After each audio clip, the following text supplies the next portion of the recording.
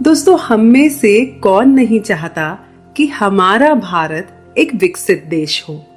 आजादी के कई साल पहले से भी भारत को विकसित देखने का सपना न जाने हमारी कितनी पीढ़ियों ने अपनी आंखों में संजोया था।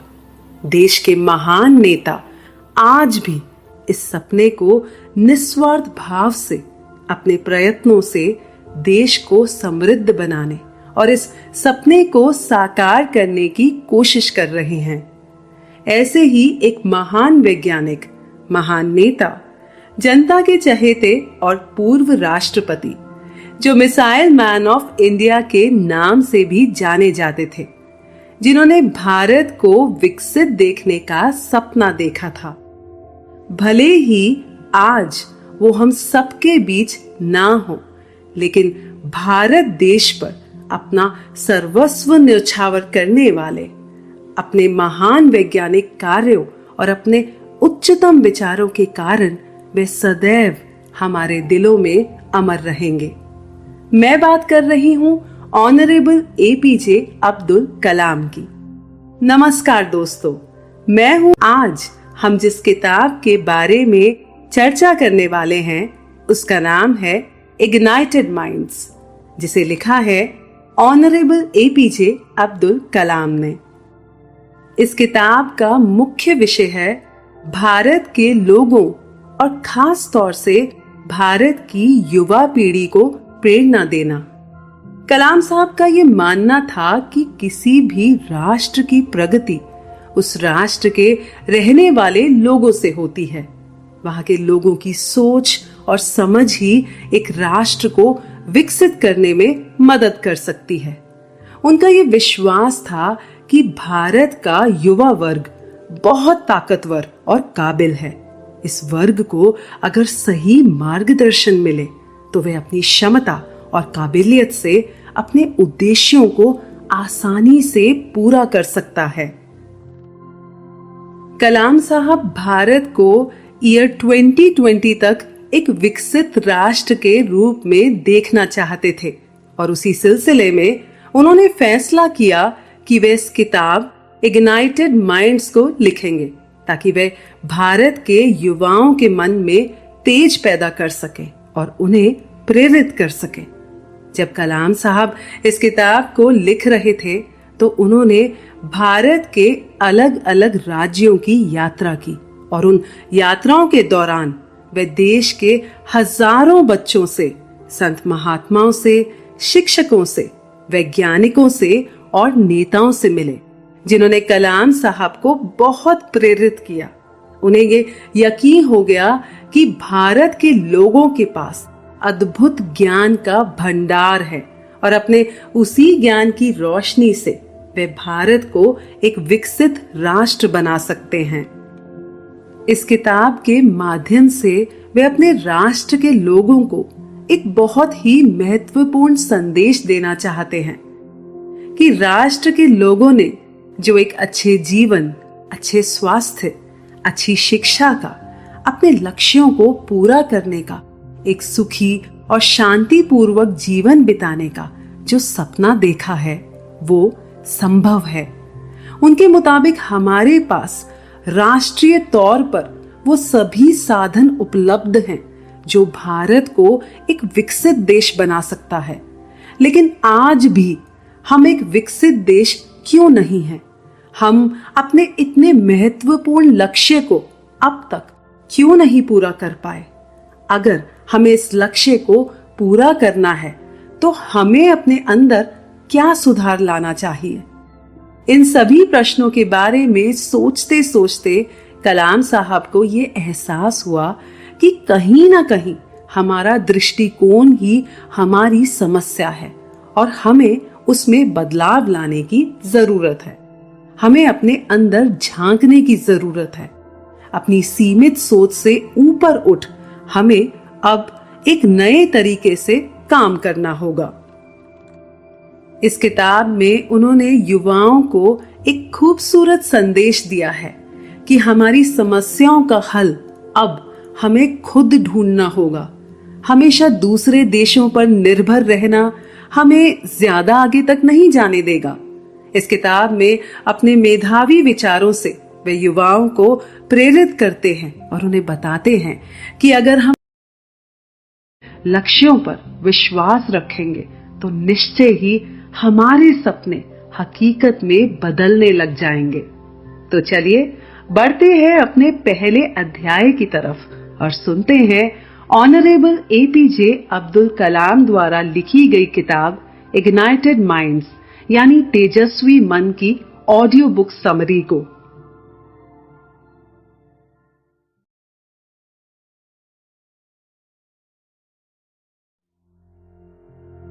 स्वप्न और संदेश। दोस्तों, अपने जीवन में हर इंसान सपने देखता है। आप चाहे माने या ना माने, हम सब सपने देखते हैं। मैं उन सपनों की बात नहीं कर रही जो हम बंद आंखों से अपनी नींद में देखते हैं। मैं उन सपनों की बात कर रही हूँ जो हम सब खुली आंखों से अपने जीवन में अपने उद्देश्यों को पूरा करने के लिए देखते हैं। ये सपने ही तो हैं जो हमें हमारी मंजिल तक पहुंचाते हैं। कलाम साहब का भी यही मानना था कि हमारे सपने सच हों, इसके लिए सपने देखना जरूरी है, क्योंकि हमारे इन्हीं सपनों से जुड़े होते हैं हमारे विचार जो हमारे मन में उत्पन्न होते हैं, और यही विचार हमें हमारा कर्म करने की प्रेरणा देते हैं। ये बात है 30 सितंबर 2001 की। उस दिन कलाम साहब हेलीकॉप्टर में कुछ पत्रकारों के साथ रांची से बोकारो एक कार्यक्रम में स्टूडेंट्स को एड्रेस करने जा रहे थे, लेकिन लैंडिंग से पहले ही हेलीकॉप्टर के इंजन में कुछ खराबी आने के कारण वो फेल हो गया और उनका हेलीकॉप्टर दुर्घटनाग्रस्त हो गया। कुदरत का करिश्मा देखिए, इस दुर्घटना में किसी को भी ज्यादा चोट नहीं आई। अपने जीवन में कलाम साहब समय को बहुत महत्व देते थे, इसीलिए इतने बड़े आघात के बाद भी उन्होंने अपने कार्यक्रम में कोई तब्दीली नहीं करी और वे बोकारो में स्टूडेंट्स को एड्रेस करने चले गए। रात में जब वे उस कार्यक्रम से वापस लौटे तो डॉक्टरों ने दुर्घटना के आघात से उभरने के लिए कलाम साहब को ट्रैंकुलाइजर लेने का सुझाव दिया ताकि वे रात में अच्छे से सो पाएं। उन्हें नींद तो आ गई, लेकिन वे काफी बेचैन रहे और इसी बेचैनी में उनके मन में संपूर्ण मानव जाति के बारे में बहुत सारे विचार उत्पन्न होने लगे, जैसे ईश्वर की बनाई मानव जाति सर्वश्रेष्ठ रचनाओं में से एक है, लेकिन फिर भी यहाँ पर इतनी हिंसा देखने को क्यों मिलती है। इसी बीच कलाम साहब ने अपने आप को चांदनी रात में रेगिस्तान के बीचों बीच इस धरती की 5 बेहतरीन और महान हस्तियों को वार्तालाप करते सुना। उनका ये अनुभव जो किसी सपने से कई ज्यादा तीव्र अनुभूति लिए था, लेकिन कलाम साहब ने इसे सपना ही कहा और अपने उस सपने का वर्णन कुछ इस प्रकार किया। रात का समय था और आसमान में पूरा चांद चमक रहा था। मीलों मील तक रेगिस्तान फैला हुआ था और उस चांदनी रात में पूरा रेगिस्तान चमचमा रहा था। उस रेगिस्तान में विश्व की 5 महान हस्तियां आपस में रही थी। वो 5 महान हस्तियां थीं महात्मा गांधी, अल्बर्ट आइंस्टाइन, सम्राट अशोक, अब्राहम लिंकन और खलीफा उमर। वे पांचों आपस में संपूर्ण मानव जाति को लेकर अपने अपने विचारों को व्यक्त कर रहे थे। सम्राट अशोक जो कलिंग का युद्ध जीत कर आए थे, लेकिन वे जीतने के बाद भी खुश नहीं थे। अपने घुटनों के बल आकर उन्होंने दुखी भाव से आसमान में उस चांद को देखा और फिर धरती पर उस चांदनी को देखा जो खुद में ही एक ईश्वरीय कृपा थी, और फिर उन्होंने युद्ध का वो भयानक दृश्य देखा जो उन्होंने खुद रचा था। उजली चांदनी में और जमीन पर बिखरे उस दुख दर्द से भरे क्षण में उन्हें ऐसे लगा कि प्रकृति उन्हें अपने उस खूबसूरत नजारे से और शांति से प्रेम और अहिंसा का संदेश दे रही थी। अपने वार्तालाप में वे पांचों महान हस्तियां ये भी कह रही थी कि ईश्वर ने उन सबको कुछ अद्भुत विशेषताएं दी हैं, जिसे उन्होंने अपने कर्मों से और प्रयासों से इस मानव जाति को दिया है। क्या ये मानव जाति उनकी दिखाई गई दिशा की तरफ बढ़ रही है? और क्या इस मानव जाति को धरती पर अपने उद्देश्य का एहसास है? उसी वार्तालाप में उन पांचों ने व्यक्त किया कि दिव्य सुंदरता सिर्फ बाहर तक ही सीमित नहीं रहनी चाहिए, बल्कि इस सुंदरता को मनुष्य की आत्मा में प्रवेश करना चाहिए, जिससे मानव शरीर और उसके मस्तिष्क में भी उसका संचार हो। इस धरती पर रह रहे लोगों और राष्ट्रों के बीच में आपसी मतभेद है। कहीं ना कहीं सफलता पाने के लिए और ताकतवर बनने के लिए हमने अपने नैतिक मूल्यों को कहीं खो दिया है। इसी वार्तालाप में वे सभी अपने आप से पूछते हैं कि मानव चेतना की क्या भूमिका है। क्या इस मानव चेतना की राजनीतिक सोच, वैज्ञानिक सोच और धर्मशास्त्रीय सोच में कोई भूमिका है?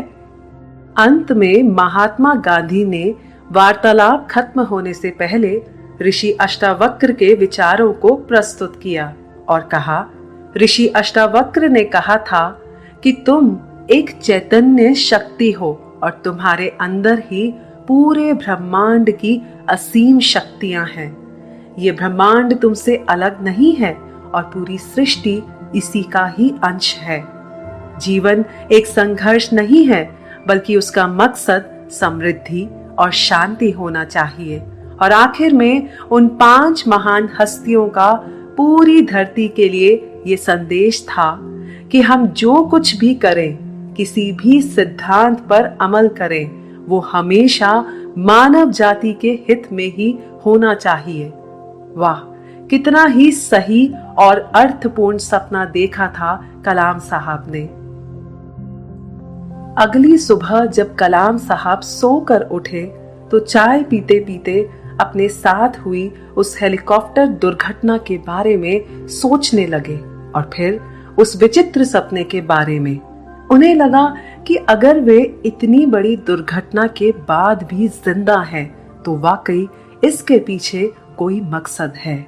कल रात के उनके इस सपने में उनके लिए जरूर कोई संदेश था, लेकिन इसके आगे अब वे क्या करें?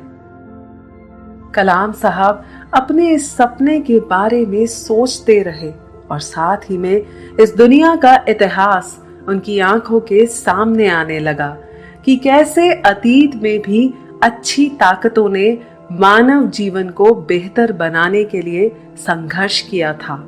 हमारा भारत एक ऐसा देश है जहां पर महान संतों और शिक्षकों ने अपने उच्च विचारों से हमें एक खुशहाल और धार्मिक जीवन जीना सिखाया। लेकिन दूसरी तरफ ऐसी हिंसात्मक घटनाएं भी घटी हैं जिनकी वजह से हमें गहरा आघात लगा है।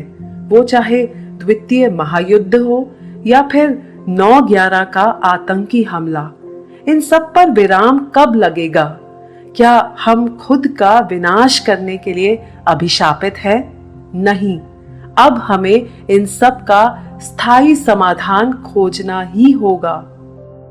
कलाम साहब के अंदर एक नया दृढ़ संकल्प उभर रहा था और उन्होंने निर्णय लिया कि वे अपने देश के बच्चों के साथ बातचीत करके उनके मन के विचार जानेंगे और उनसे मेलजोल बढ़ाएंगे। वे एक सामान्य स्तर से ऊपर उठकर उस चैतन्य शक्ति को खोजना चाहते थे जो हम सब के अंदर है, और उस परम बुद्धिमता से जुड़कर वे भारत का यथार्थ रूप भारत के बच्चों में तलाशना चाहते थे। इसी के साथ ये एपिसोड समाप्त होता है और बढ़ते हैं हम अगले राष्ट्र के विभिन्न चरण। दोस्तों, इस किताब में कलाम साहब ने डॉक्टर वेन डब्ल्यू डायर द्वारा लिखी गई किताब मैनिफेस्ट योर डेस्टिनी से एक बहुत ही दिलचस्प वर्गीकरण का जिक्र किया कि मनुष्य अपने जीवन काल में विभिन्न चरणों से गुजरता है, जिसके नाम कुछ इस तरह हैं: खिलाड़ी का चरण, योद्धा का चरण, सत्ताधारी का चरण और महापुरुष चरण। कलाम साहब के मुताबिक राष्ट्र भी ऐसे चरणों से गुजरता है और इसी समानता को ध्यान में रखते हुए उन्होंने अंतिम 2 चरणों को कुछ इस प्रकार नाम दिए हैं: बिग ब्रदर यानी बड़ा भाई और स्वानुभूति यानी सेल्फ रियलाइजेशन स्टेज। ये जरूरी नहीं कि ये चरण या स्टेजेस एक क्रम में हों। आइए कलाम साहब के मुताबिक इन चरणों को एक राष्ट्र के दृष्टिकोण से समझते हैं। कलाम साहब बताते हैं कि पहली अवस्था में यानी खिलाड़ी चरण में एक राष्ट्र जो हाल ही में स्वतंत्र हुआ होता है वो ऊर्जा से भरपूर होता है और अपनी उपलब्धियों को पूरा करने के लिए अपने आप को प्रदर्शित करना शुरू कर देता है। इस अवस्था को पूरा करने के बाद राष्ट्र योद्धा चरण में प्रवेश करता है और अपनी उपलब्धियों पर गर्व करते हुए ये अपनी श्रेष्ठता प्रदर्शित करने के तरीके खोजता है। इसी अवस्था में लोग अपने लक्ष्यों को पूरा करने में व्यस्त हो जाते हैं। दूसरे राष्ट्रों को ये बताना कि हम श्रेष्ठ हैं उस राज्य का विषय बन जाता है। अगली बड़ी अवस्था जिसको कलाम साहब ने बिग ब्रदर यानी बड़े भाई का नाम दिया है।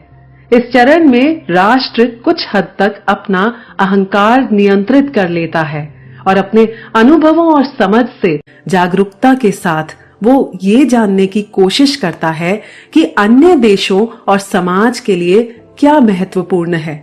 इस अवस्था में राष्ट्र जीतना तो चाहता है, लेकिन उस पर ये जुनून सवार नहीं होता कि वो सबसे शक्तिशाली है। उस राष्ट्र का मकसद दूसरे राष्ट्रों की मदद करना होता है। इससे अगला चरण एक राष्ट्र के लिए उच्चतम चरण है, जिसको कलाम साहब ने नाम दिया है सेल्फ रियलाइजेशन यानी स्वानुभूति। अपनी बुद्धिमता से ये राष्ट्र समझ चुका होता है कि ये पृथ्वी सबकी है और यहाँ पर रहने वाला हर मानव एक दूसरे के प्रति अपनी जिम्मेदारियों से वाकिफ है। और कलाम साहब का ये विश्वास है कि भारत के अंदर इस अवस्था को प्राप्त करने की असीम क्षमता है। कलाम साहब बताते हैं कि जब वे रॉकेट बना रहे थे तो उनका पूरा जीवन ही जैसे विभिन्न चरणों में बट गया था। जब वे इंडियन स्पेस रिसर्च ऑर्गेनाइजेशन यानी इसरो में काम कर रहे थे तो तब अपने पहले चरण में कलाम साहब ने अपनी टीम के साथ मिलकर सन 1980 में भारत का पहला satellite launch vehicle SLV-3 launch किया था। अपने पहले चरण में उन्होंने बहुत कुछ सीखा और फिर औरों को भी सिखाया। कलाम साहब के दूसरे चरण की शुरुआत सन 1982 में हुई, जब वे defence research and development organisation यानी DRDO में थे। इस दौरान भी अपनी टीम के साथ उन्होंने मिसाइल टेक्नोलॉजी पर काम किया और अपने करियर में उन्हें सफलताएं और असफलताएं दोनों मिली। जीवन में असफल होने पर अपने आप को संभाला जाए, उन्होंने ये इसी चरण में सीखा। अपने तीसरे चरण में कलाम साहब ने भारत को परमाणु शास्त्र संपन्न राष्ट्र बनाया और जिसमें उन्हें सफलता भी मिली। हेलीकॉप्टर दुर्घटना ने कलाम साहब को ये एहसास कराया कि अब उन्हें तीसरे चरण का त्याग कर देना चाहिए और इसी वजह से वे माता अमृतानंदमयी माँ के आश्रम उनसे मिलने केरल गए और माँ अमृतानंदमयी ने उनका मार्गदर्शन करते हुए उन्हें नेताओं की एक नई पीढ़ी बनाने के लिए और साथ में शिक्षा और आध्यात्म के एकीकरण पर जोर देने को कहा। उसके बाद कलाम साहब ने प्रधानमंत्री श्री अटल बिहारी वाजपेयी को अपने अवकाश ग्रहण करने की इच्छा व्यक्त की और 1 महीने के अंदर ही उनका अनुरोध स्वीकार कर लिया गया।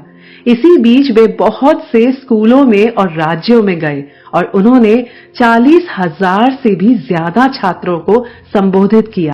कलाम साहब को उन बच्चों के साथ बातचीत करके ये एहसास हुआ कि उनकी कल्पना की उड़ानों में वे उनका साथ देकर उन्हें विज्ञान के प्रति प्रेरित कर सकते हैं और भारत को एक विकसित राष्ट्र बनाने के अभियान से उन्हें जोड़ सकते हैं। कलाम साहब अपने आप से पूछते हैं, क्या ये उनका चौथा चरण होगा और क्या वे इस चरण में सफल रहेंगे? उन्हें पता नहीं था कि वे सफल होंगे या नहीं, लेकिन उनका विश्वास था कि अगर हम कोई भी सपना देखते हैं तो उसे पूरा जरूर करना चाहिए, क्योंकि हमारे सपनों में वो ताकत होती है जो हमारे दिलों में रहती है और सपने ही आध्यात्मिक और सांसारिक चीजों को एक साथ लाते हैं।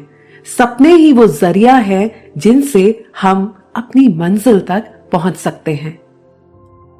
इसी के साथ ये एपिसोड समाप्त होता है और बढ़ते हैं हम अगले एपिसोड की तरफ। हमें हमारा आदर्श दो। दोस्तों, महात्मा गांधी जी के प्रेरणादायक शब्द थे कि इंसान अक्सर वही बनता है जो वो अपने बारे में सोचता है। यदि मैं सोचने लगूं कि मैं कुछ नहीं कर सकता तो मैं वाकई कुछ भी करने में असमर्थ रहूंगा, लेकिन जब मुझे ये विश्वास होगा कि मैं कर सकता हूं तो मुझ में वो काम करने की योग्यता भी आ जाएगी जो शुरू में मेरे पास नहीं थी। वाकई हमारी सोच पर ही हमारा पूरा जीवन टिका हुआ है। दोस्तों, कलाम साहब ने अपने जीवन में बहुत संघर्ष देखे थे और जिस मुकाम पर वे खड़े थे वहां तक पहुंचने के लिए उन्होंने काफी लंबा सफर तय किया था। उनका ये सफर, उनकी जिज्ञासा, नीले आसमान में उनके उड़ने की इच्छा सब रामेश्वरम द्वीप से शुरू हुई थी, जब उनके शिक्षक पूरी कक्षा को रामेश्वरम द्वीप ले गए थे और उन सबको नीले आसमान में उड़ते परिंदों के बारे में समझाया था कि वे कैसे उड़ते हैं और कैसे वे अपनी दिशा बदलते हैं। उनके शिक्षक के उस एक लेक्चर ने कलाम साहब की जिंदगी बदल दी और जीवन में उन्हें अपना लक्ष्य मिल गया। कलाम साहब बहुत ही महत्वाकांक्षी थे। उन्होंने बताया कि अपने जीवन में हम सब ईश्वर की दी गई चीजों को पाने का हक रखते हैं और जब तक हमारे देश के विद्यार्थियों और युवाओं को ये विश्वास नहीं होगा कि वे एक विकसित भारत के नागरिक बनने के योग्य हैं, तब तक समझदार और ज्ञानवान नागरिक कैसे बन सकते हैं। वे आगे बताते हैं कि विकसित देशों की समृद्धि का क्या रहस्य है। कुछ खास नहीं, बस इतना कि वहां के लोगों ने पीढ़ी दर पीढ़ी ये विश्वास रखा कि उन्हें एक मजबूत और समृद्ध राष्ट्र में एक अच्छा जीवन व्यतीत करना है। इसीलिए सच्चाई उनकी आकांक्षाओं के अनुरूप ढल गई। कलाम साहब एक न्यूनतम जीवन यानी एक मिनिमलिस्ट की लाइफ जीते थे और उन्होंने ये कभी भी नहीं कहा कि हमें मटेरियलिस्टिक थिंग्स यानी भौतिक वस्तुओं की इच्छा नहीं रखनी चाहिए। वे अबंडेंस यानी समृद्धि की खुद भी बहुत कद्र करते थे और उनका ये विश्वास था कि समृद्धि और आध्यात्म एक दूसरे के विरोधी नहीं है, बल्कि एक इंसान जब समृद्ध होता है तो उसका विश्वास बढ़ता है और वे सुरक्षित महसूस करता है। कलाम साहब बताते हैं कि न्यूनतम तरीके से जीने में कोई हर्ज नहीं है। महात्मा गांधी जी ने भी तो ऐसा जीवन जिया था। ये तो हमारी पसंद पर निर्भर करता है कि हम कैसी जीवन शैली जीना चाहते हैं, लेकिन जबरदस्ती चीजों का त्याग कर देना और फिर उस जीवन को जीना एक अलग बात हो जाती है। कलाम साहब हमारे देश के युवाओं से मिलकर उनके सपनों के बारे में जानना चाहते थे और उन्हें बताना चाहते थे कि खूबसूरत और समृद्ध जीवन के सपने देखना और उन सपनों को काम करके साकार करना बिल्कुल सही है, लेकिन हम जो कुछ भी करें वो हमें जबरदस्ती या आधे अधूरे मन से नहीं करना चाहिए, बल्कि अपने दिल दिमाग को केंद्रित कर उस काम को करने की चाहत हमारी आत्मा से आनी चाहिए, तभी हम खुश रह सकेंगे और वही खुशी और प्यार हम अपने आसपास औरों को भी दे पाएंगे।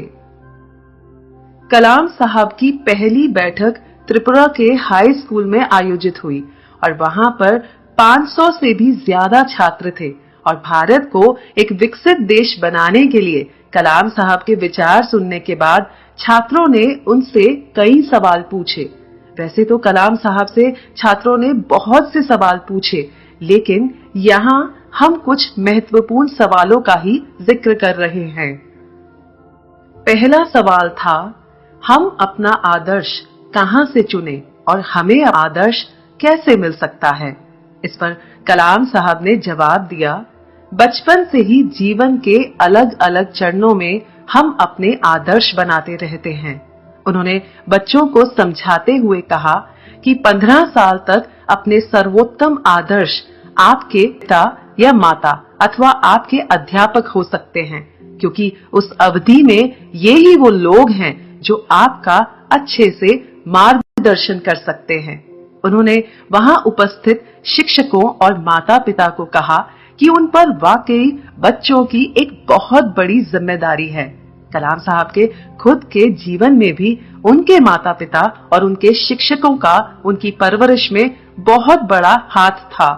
उन्होंने उस बैठक में ये भी संदेश दिया कि अगर माता पिता और अध्यापक युवाओं का जीवन संवारने के लिए आवश्यक समर्पण की भावना रखें तो भारत को एक नया जीवन मिल सकता है। शिक्षा तथा अध्यापक छात्र संबंध को व्यापारी दृष्टि से देखने की बजाय राष्ट्र के विकास को ध्यान में रखकर देखना होगा। ये वो गुण है जो हमारे अंतर्मन से आना चाहिए। वहीं पर उपस्थित एक लड़की ने उनसे सवाल पूछा कि आतंकवादी कौन होते हैं? हम हर रोज इनके बारे में अखबारों में पढ़ते हैं और अपने माँ बाप को भी इस विषय पर बात करते सुनते हैं। क्या ये हमारे ही देश के लोग हैं? इस सवाल ने कलाम साहब को झकझोर कर रख दिया, क्योंकि वे खुद इस सवाल का जवाब तलाश रहे थे। वहां उपस्थित लोगों को जवाब देने से पहले कलाम साहब ने वहां बैठे सब लोगों की तरफ देखा, फिर आसमान की तरफ देखा और फिर बच्चों को संबोधित करते हुए कहा, बच्चों, हमारे महान महाकाव्य रामायण में भगवान राम और राक्षस रावण में एक लंबा युद्ध चला था, लेकिन अंत में जीत भगवान राम की यानी अच्छाई की हुई थी और महाभारत में भी जीत धर्म की हुई थी। बच्चों, इस संसार में युद्ध तो बहुत हुए हैं, लेकिन अंत में जीत शांति की ही होती है। मुझे ऐसा लगता है अच्छाई और बुराई दोनों एक साथ मौजूद रहेंगे, लेकिन सवाल ये उठता है कि किस तरह आध्यात्मिक विकास के जरिए इस बुराई को कम से कम किया जाए। जिज्ञासु छात्रों को मिलने जब कलाम साहब असम तेजपुर पहुंचे तो वहां तेजपुर विश्वविद्यालय दीक्षांत समारोह में कलाम साहब के भाषण देने के बाद एक बच्चे ने उनसे बहुत ही दिलचस्प सवाल पूछा कि ब्रह्मपुत्र नदी का पानी, जिसमें ज्यादातर बाढ़ आई रहती है, वहां से राजस्थान और तमिलनाडु जैसे पानी की कमी वाले राज्यों को क्यों नहीं दिया जा सकता? उस बच्चे ने बड़ा ही जबरदस्त सवाल पूछा था और जिसे सुनकर कलाम साहब अवाक रह गए। वो सोचने लगे कि वाकई बच्चों को ही ऐसे विचार आ सकते हैं, बड़े असंभावनाएं ज्यादा देखते हैं। कलाम साहब को तो पता था कि नदियां राज्यों का विषय है और हमारे राज्य अपने अपने नदी जल को लेकर हमेशा आपस में लड़ते झगड़ते रहते हैं। भविष्य में ये नदियां शायद इन राष्ट्रों को बना दे, लेकिन वर्तमान में इन नदियों का पानी समुद्र में गिरकर बर्बाद हो रहा है। लेकिन ये बात वो उस बच्चे को कैसे समझाएं? इस पर कलाम साहब ने उस बच्चे को उत्तर दिया कि मेरा ये मानना है, युवाओं की सोच ही उनकी सबसे बड़ी ताकत होती है। इंडिया विजन 2020 में युवाओं से ये अपेक्षा की गई है कि वे विभिन्न राज्यों की नदियों को आपस में जोड़ने का महान अभियान शुरू करें। युवाओं की यही सोच एक दिन अफसरशाही की नकारात्मकता तथा कुछ राज्यों की स्वार्थपरक नीतियों को पछाड़कर देशवासियों को समृद्ध बना सकती है। एक अन्य छात्र ने बहुत अहम सवाल पूछा, जिसका जवाब कलाम साहब चाह कर भी नहीं दे सकते थे। उसने पूछा कि किसी भी बड़े क्षेत्र के नेता हमसे बात करने क्यों नहीं आते।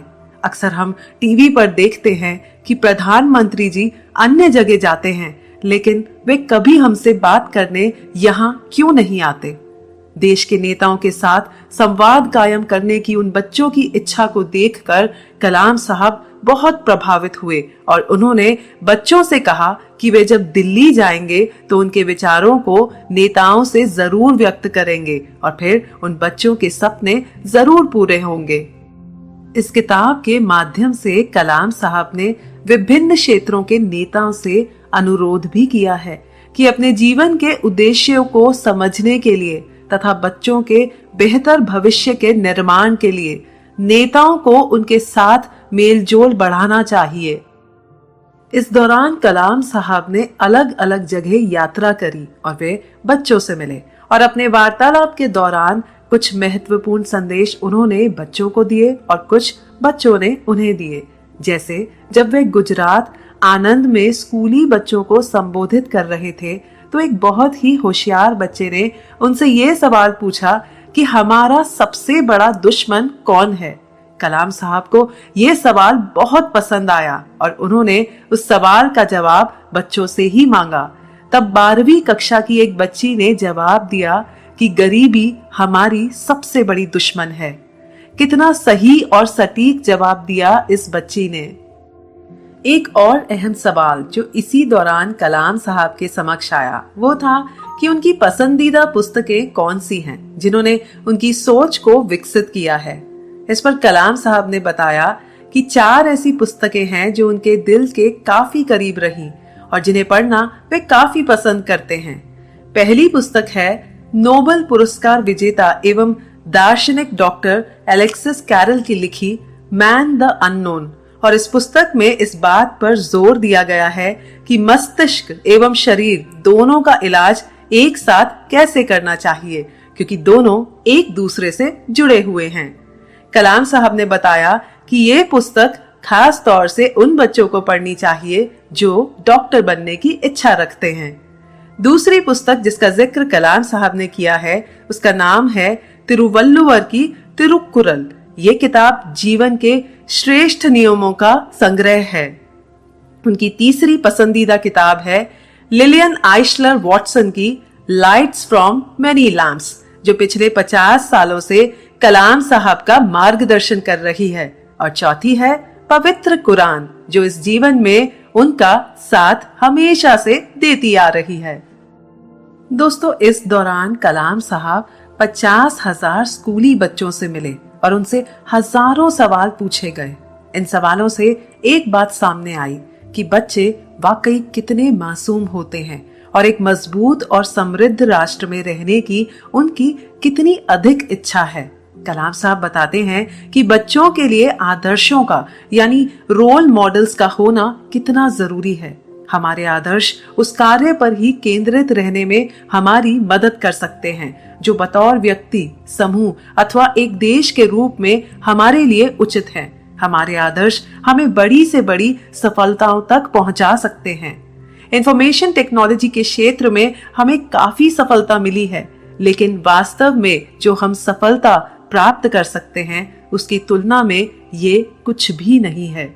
हमारा प्राचीन भारत ज्ञान से भरपूर था और कई बौद्धिक अभियानों, विशेषकर गणित, चिकित्सा और खगोल विद्या के क्षेत्र में उसने विश्व का नेतृत्व भी किया है।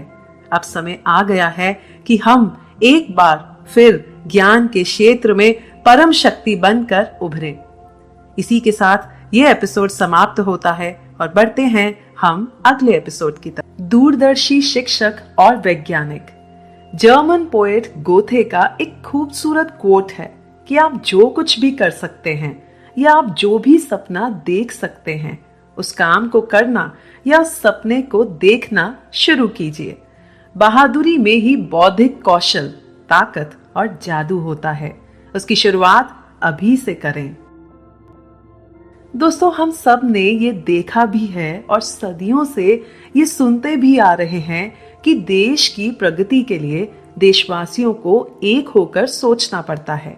ऐसा ही कलाम साहब का मानना था कि देश के महान लोगों के लिए सबसे पहले उनका देश आता था। उनकी सोच सबसे अलग और कुछ हटकर होती थी। ये महान लोग सपनों को वास्तविकता में बदलने के लिए अपनी योग्यता से हजारों लोगों को अपने साथ जोड़ लेते थे। इस अध्याय में कलाम साहब ने ऐसे ही कुछ महान लोगों का जिक्र किया है जो दूरदर्शी थे और अपनी दूरदर्शिता से उन्होंने हमेशा देश के हित के लिए काम किया। सन 1954 में कलाम साहब ने सेंट जोसेफ कॉलेज तिरुचिरापल्ली से साइंस में अपनी ग्रेजुएशन कंप्लीट की थी। उस समय कॉलेज में उनके एक शिक्षक थे जो बीएससी और एमएससी के स्टूडेंट्स को गणित पढ़ाते थे। उनका नाम था टी तोतादरी अयंगर। जब वे चलते थे तो ऐसा लगता था कि ज्ञान की किरणें उनके चारों ओर फैली हों। सन 1952 में प्रोफेसर तोतादरी अयंगर जी ने भारत के प्राचीन मैथमेटिशियंस यानी गणितज्ञों और एस्ट्रोनॉमर्स यानी खगोलविदों पर लेक्चर दिया था, जिसमें कलाम साहब भी मौजूद थे। उसी लेक्चर के दौरान कलाम साहब को देश के प्राचीन गणितज्ञों के बारे में कुछ झलकियां मिली, जिसका वर्णन आगे किया गया है। कलाम साहब ने बताया कि आर्यभट्ट, ब्रह्मगुप्त और भास्कराचार्य तीनों ही भारत के महान गणितज्ञ और खगोलविद थे। तीनों ही के पास संपूर्ण ज्ञान का खजाना था और अपने अपने तरीके से उन्होंने अलजेब्रा, अरिथमेटिक, ट्रिग्नोमेट्री, ज्योमेट्री और एस्ट्रोनॉमी जैसे क्षेत्रों में महत्वपूर्ण योगदान दिया। श्रीनिवास रामानुजन जी को याद करते हुए कलाम साहब ने कहा कि वे एक जीनियस मैथमेटिशियन थे। उनके पास कोई भी फॉर्मल एजुकेशन यानी औपचारिक शिक्षा नहीं थी और ना ही रोजी रोटी कमाने का कोई साधन था, लेकिन अपनी प्रबल इच्छा शक्ति से और गणित विषय के प्रति उनके लगाव के चलते उन्होंने गणित संबंधी शोध में काफी योगदान दिया और उनके कई कार्यों पर तो अब भी गहन अध्ययन जारी है। कलाम साहब हमारे वैज्ञानिकों को संदेश देते हैं कि वे स्कूलों में ऐसे ही जीनियस रामानुजन की तलाश क्यों नहीं करते। कलाम साहब ने यह भी कहा कि आने वाले समय में प्रख्यात शिक्षक गणित के युवा छात्रों को पढ़ाने और प्रेरित करने में भी अपना अतुलनीय और महान कार्य जारी रखेंगे, ताकि इस क्षेत्र में भारतीय प्रतिभा के झंडे गाड़े जा सके।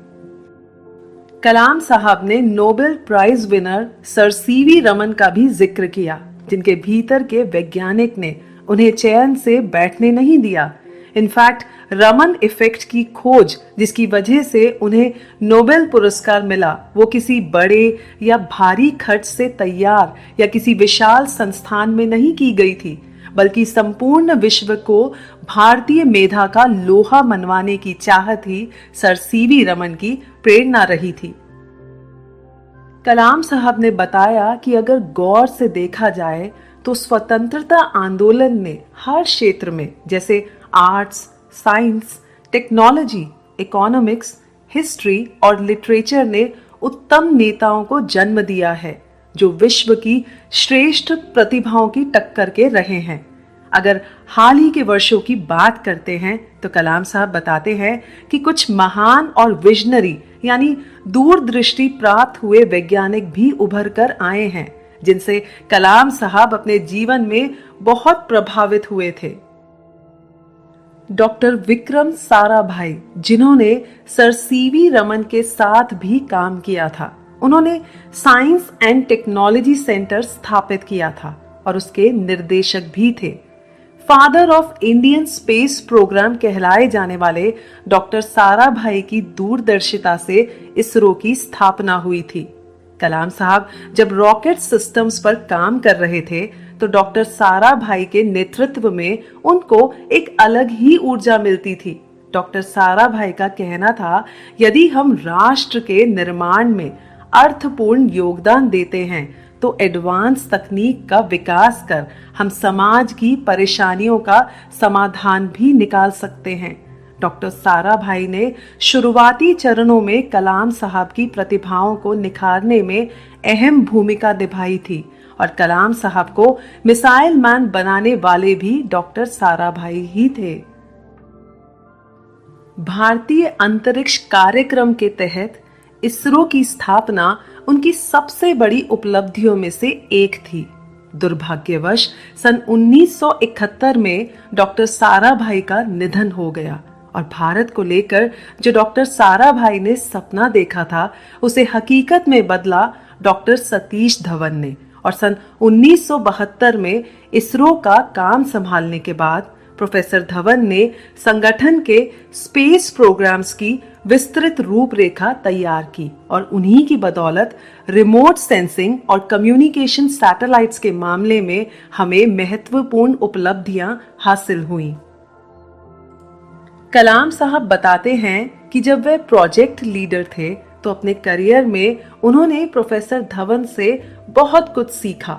जैसे किसी भी प्रोजेक्ट की सफलता के लिए पूरी ऑर्गेनाइजेशन उसकी सफलता की जिम्मेदार होती है, यहाँ तक कि इसरो का चेयरमैन भी।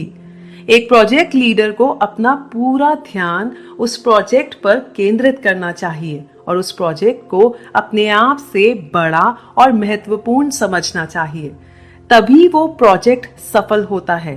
नहीं तो वो प्रोजेक्ट, वो प्लान, यहाँ तक कि पूरी संस्था सफलता की तरफ नहीं बढ़ सकती। कलाम साहब ने अपने करियर में सिर्फ प्रोफेसर धवन से ही नहीं बल्कि अपने सीनियर से भी बहुत महत्वपूर्ण लीडरशिप लेसन सीखे। और एक लीडर जब सबको साथ लेकर चलता है तो सभी के सहयोग से वो प्रोजेक्ट सफल बनता है और वो संस्था बड़ी बनती है।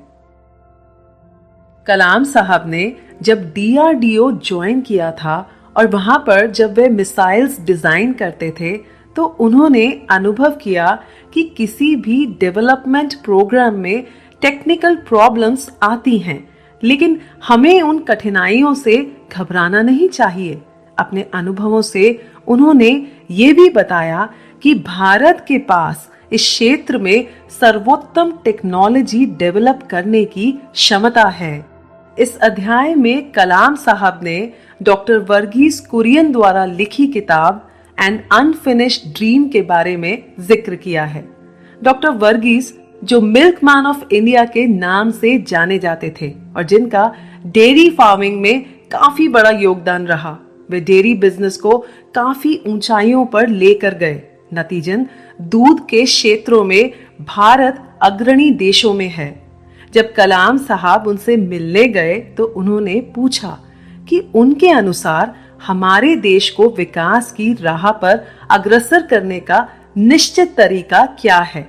इस पर डॉक्टर वर्गीस ने बड़ा ही प्रेरणादायक जवाब दिया कि आपको हमारे युवा पेशेवरों को तथा देश के किसानों के रूप में उपलब्ध संसाधनों के बूते पर इस काम को आगे बढ़ाना चाहिए। अगर हम उनको शामिल करते हैं तो हमारी सफलता निश्चित है।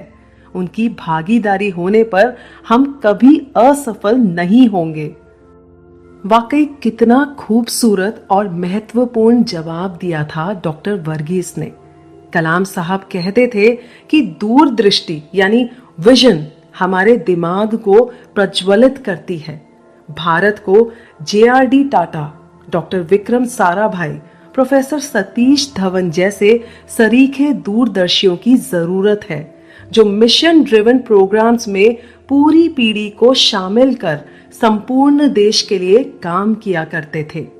इसी के साथ ये एपिसोड समाप्त होता है और बढ़ते हैं हम अगले एपिसोड की सत्संग की शक्ति। दोस्तों, कलाम साहब ने समझाया है कि किसी भी समाज की समृद्धि के लिए दो बातें बहुत अहम हैं।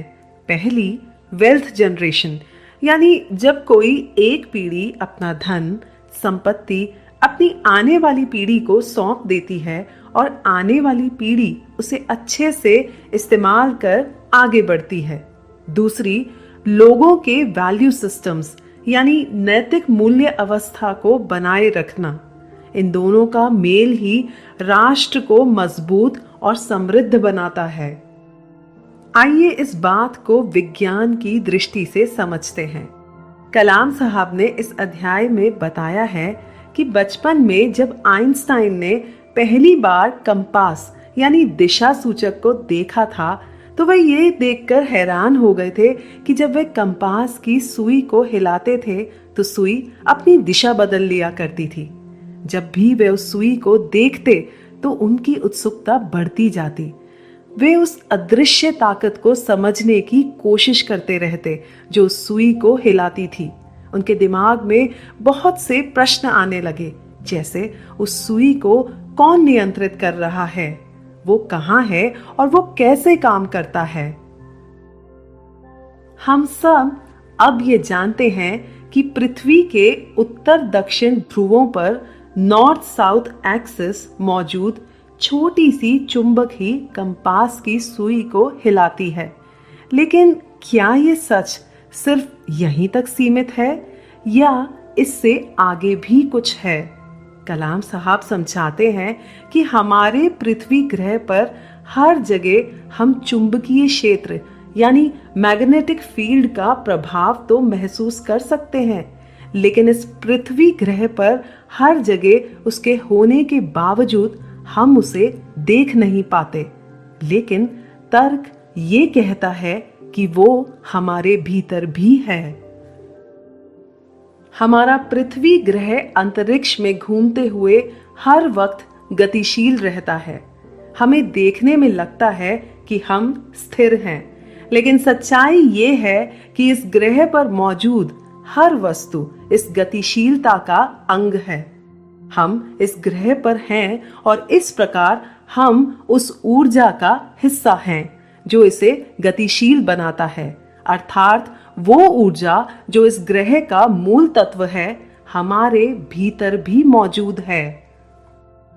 डॉक्टर वेन डायर का तर्क है कि इस यूनिवर्सल एनर्जी यानी ब्रह्मांडीय ऊर्जा के बलबूते पर हम हर वो वस्तु पा सकते हैं जिसकी हम इच्छा रखते हैं। बहुत से लोगों का ये मानना है कि विज्ञान और आध्यात्म एक दूसरे के विरुद्ध हैं, लेकिन ऐसा नहीं है। दोनों ही अपने अपने तरीके से सत्य की खोज करना चाहते हैं और प्रकृति को जानना चाहते हैं। कलाम साहब को भी ऐसा एहसास हो रहा था कि कहीं ना कहीं विज्ञान और आध्यात्म एक जगह पर आकर मिल रहे हैं और इससे जुड़े कई विचार उनके मन में उत्पन्न होने लगे और कई सारे विषयों के बारे में जिनमें उनकी दिलचस्पी थी वे जानने के लिए उत्सुक होने लगे। उनकी यही खोज उन्हें साधु संतों की दुनिया में ले गई और वे कई सारे आध्यात्मिक केंद्रों में गए जहां पर उन्होंने बहुत सारी गतिविधियां देखी और जिनसे वे बहुत प्रभावित हुए। कलाम साहब का ये सफर जून 2001 से शुरू हुआ, जहां पर वे स्वामी नारायण संस्था के प्रमुख स्वामी महाराज जी से मिले और इस मुलाकात में कलाम साहब ने स्वामी जी से विज्ञान और आध्यात्म के बारे में चर्चा की और कैसे हम आध्यात्म के माध्यम से राष्ट्र का विकास कर सकते हैं। इसी वार्तालाप से जुड़े कुछ रोचक और महत्वपूर्ण प्रश्न कलाम साहब ने स्वामी जी से पूछे, जिनका उत्तर स्वामी जी ने दिया। आइए जानते हैं कौन से थे वे प्रश्न और उनके उत्तर। कलाम साहब ने स्वामी जी से पूछा कि भारत को स्वतंत्र देखने के लिए हर भारतीय ने एकजुट होकर एक ही सपना देखा, वो था भारत की आजादी। सबने एक साथ एकाग्र होकर उस सपने को साकार भी किया और हमारा देश आजाद हो गया। आज हम सबको मिलकर कौन सा सपना देखना चाहिए? टेक्नोलॉजी और फोरकास्टिंग काउंसिल के 500 सदस्यों ने ये विचार भी किया है कि भारत का अगला स्वप्न क्या होना चाहिए और इससे जुड़े परिवर्तन लाने के लिए हमने 5 क्षेत्रों की पहचान की है। वो है शिक्षा तथा स्वास्थ्य शिक्षा, कृषि, सूचना और संचार, इंफ्रास्ट्रक्चर और क्रिटिकल टेक्नोलॉजी। हम सरकार के समक्ष ये योजना तो प्रस्तुत कर सकते हैं, लेकिन ऐसे बड़े सपने को पूरा करने के लिए मूल्यों से प्रेरित लोगों की टीम का निर्माण हम कैसे करें? स्वामी जी ने इस प्रश्न का उत्तर देते हुए सुझाव दिया कि हमने जो सपना देखा है वो जरूर पूरा हो सकता है, और इन 5 क्षेत्रों के अलावा एक और तत्व भी जरूरी है। वो है ईश्वर पर विश्वास और लोगों का आध्यात्मिक विकास। हमें अपराध और भ्रष्टाचार से भरे वातावरण को बदलना होगा। हमें ऐसे लोगों की जरूरत है जो धर्म ग्रंथों के मुताबिक चलें और ईश्वर पर भरोसा रखें। हमारे इन प्रयासों से काफी कुछ आसान हो जाएगा।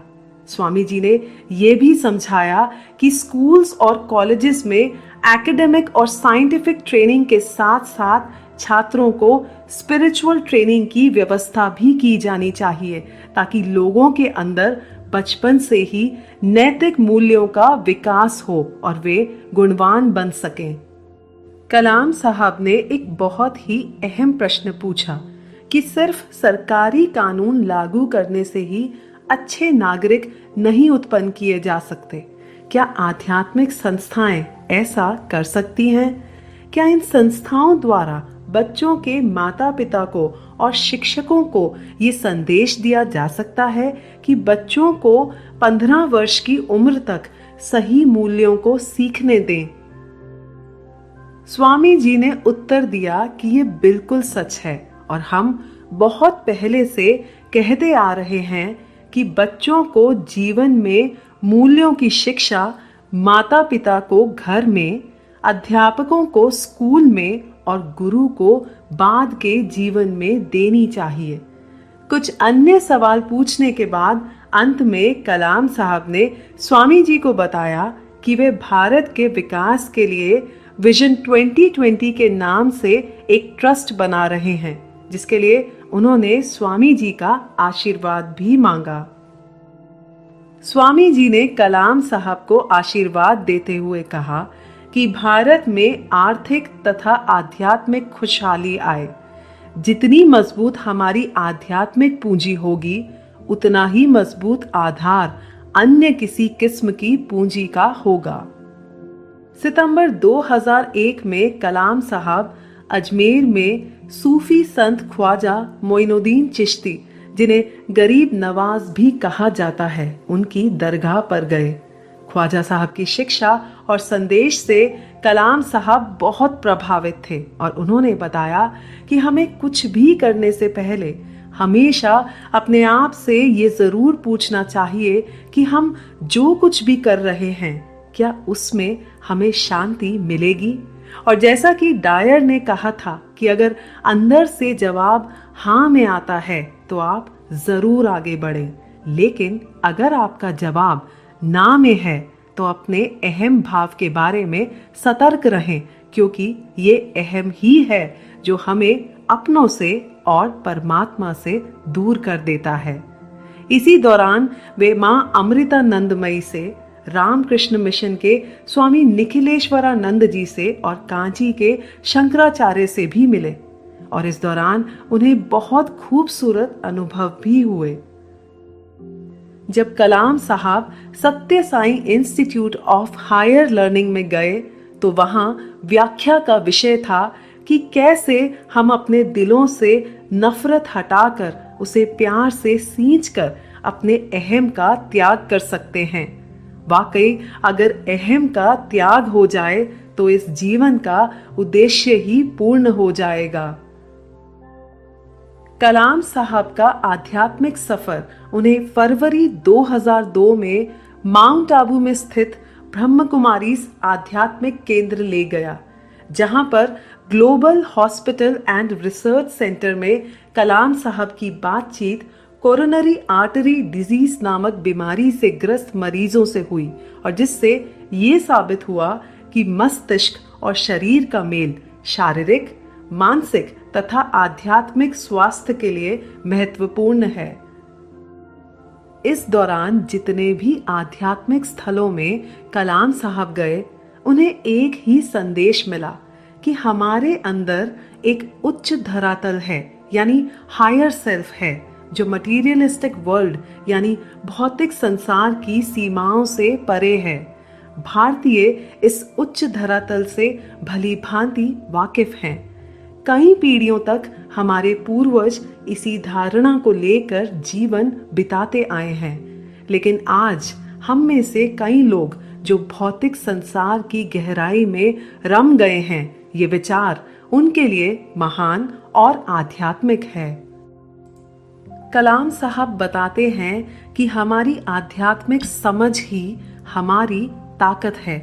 एक राष्ट्र के तौर पर हमने बहुत सारे संघर्ष किए हैं, लेकिन इस दौरान कहीं ना कहीं हमने अपनी अपेक्षाओं को कम कर दिया है। हमें फिर से अपने दृष्टिकोण को बदलना होगा और सदियों से चली आ रही विरासत और समझ से हमें अपने जीवन को समृद्ध बनाना होगा। इसी के साथ ये एपिसोड समाप्त होता है और बढ़ते हैं हम अगले एपिसोड, निष्पक्ष देशभक्ति। दोस्तों, स्वामी विवेकानंद जी के खूबसूरत शब्द हैं कि मुझे मुक्त हो ऊंचे आकाश में प्रतिष्ठित होने की परवाह नहीं है। मैं हजारों हजार नरक भी भोग सकता हूँ, पर दूसरों की भलाई का काम अनवरत एक गिरते झरने की तरह करता रहूंगा। यही मेरा धर्म है। हम सबको मालूम है कि कलाम साहब एक सीधे सरल व्यक्ति थे और प्रकृति से उनका बहुत गहरा लगाव था। पैदल चलना उनके जीवन का अहम हिस्सा था और हर सवेरे वे 5 किलोमीटर पैदल चलते थे। उगते सूरज की ललिमा को देखना और चहचहाती चिड़ियां जब नए दिन का स्वागत करती थी, तो ये नजारा देखकर वे मुग्ध हो जाते थे।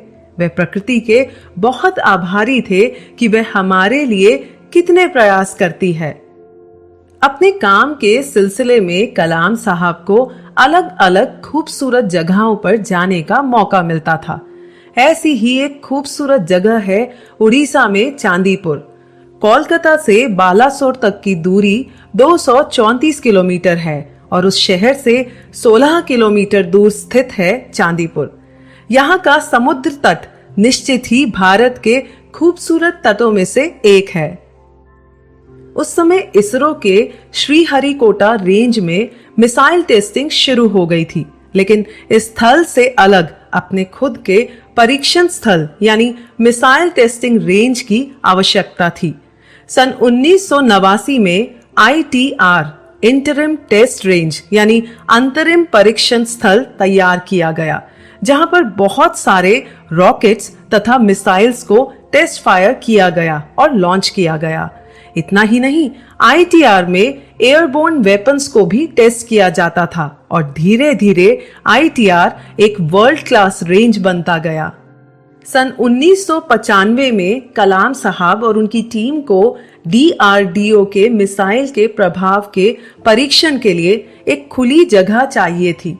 टीम ने तय किया कि व्हीलर आइलैंड्स, जो भारतीय राज्य उड़ीसा के सागर तट से परे और राज्य की राजधानी भुवनेश्वर से लगभग 150 किलोमीटर की दूरी पर स्थित मिसाइल के परीक्षण के लिए सही जगह थी। इसी सिलसिले में कलाम की मुलाकात उड़ीसा के चीफ मिनिस्टर बीजू पटनायक जी से हुई। वे एक जबरदस्त व्यक्तित्व वाले प्रभावशाली नेता थे, एक पॉलिटिशियन और पायलट भी थे। इस मुलाकात के दौरान सरकारी औपचारिकताएं पूरी की गईं और बीजू पटनायक जी ने कलाम साहब को कहा कि अपने मिशन और मिसाइल प्रोग्राम के लिए उन्हें उड़ीसा से जो भी मदद चाहिए वे उन्हें सब देंगे। इस अध्याय में कलाम साहब ने श्री बीजू पटनायक की और इंडोनेशिया के पहले प्रेसिडेंट सुकर्णो की दोस्ती के बारे में भी जिक्र किया है। दरअसल 40 साल पहले इंडोनेशियन फ्रीडम स्ट्रगल के दौरान पंडित जवाहरलाल नेहरू जी ने दिलेर बीजूदा को अपने जहाज में, जिसको वे खुद उड़ाकर ले गए थे, इंडोनेशिया के प्रेसिडेंट सुकर्णो, जो उस समय वहां युद्ध लड़ रहे थे, उन्हें लाने के लिए भेजा था। उस समय सुकर्णो, जो हाल ही में पिता बने थे, और उन्होंने अपनी बेटी का नाम रखने के लिए बीजूदा से अनुरोध किया। बीजूदा ने उस समय आसमान में छाए बादलों को देखा, जो उस समय मानो बच्ची के जन्म पर बधाई देने के लिए घिर आए थे। उन्हीं बादलों को देखकर बीजूदा ने उस नन्ही बच्ची का नाम मेघावती रखा और इस तरह दुनिया के सबसे अधिक मुस्लिम आबादी वाले देश के नेता की बेटी का हिंदू नाम रखा गया। इस बात पर कलाम साहब ने बताया कि महान लोगों के लिए धर्म दोस्ती कायम करने का एक तरीका है, जिससे वे आपसी प्रेम और मैत्री संबंध बढ़ाते हैं, लेकिन छोटी सोच वाले लोग उसी धर्म का इस्तेमाल कर उसे लड़ने का एक हथियार बना लेते हैं। आज हमारे देश में बीजूदा जैसे नेता नहीं हैं, जिनके पास न सिर्फ बुलंद आवाज थी बल्कि ऐसी दृष्टि और वो पहुंच थी जो हमारे देश की सीमाओं को भी पार कर जाती थी। 1 अरब से भी ज्यादा आबादी वाले भारत में आज इतने उद्योग फल फूल रहे हैं, वैज्ञानिक प्रतिभाओं का अंबार है और इन सबसे बढ़कर परमाणु शक्ति भी है, लेकिन फिर भी आज इस देश का वो रुतबा नहीं है जो होना चाहिए था। पोखरण परमाणु परीक्षणों के बारे में कलाम साहब ने कहा कि आज अमेरिका, रूस, इंग्लैंड, चीन और पाकिस्तान जैसे देशों के पास परमाणु हथियार यानी न्यूक्लियर वॉरहेड्स हैं और हमें ये याद रखना चाहिए कि हमारे 2 पड़ोसी देशों के पास भी न्यूक्लियर वेपन्स और मिसाइल्स हैं। ऐसे में भारत पीछे क्यों रहे? कलाम साहब ने यह भी बताया कि कई हजारों सालों तक भारत पर दूसरे देशों ने कई हमले किए और भारतीय ये सब सहते रहे, लेकिन जब हमारा देश आजाद हुआ तो भारत को एक नया जीवन, एक नई उम्मीद मिली। अपने देश की ताकत को जताने का एकमात्र तरीका है उसकी रक्षा करने की क्षमता का होना।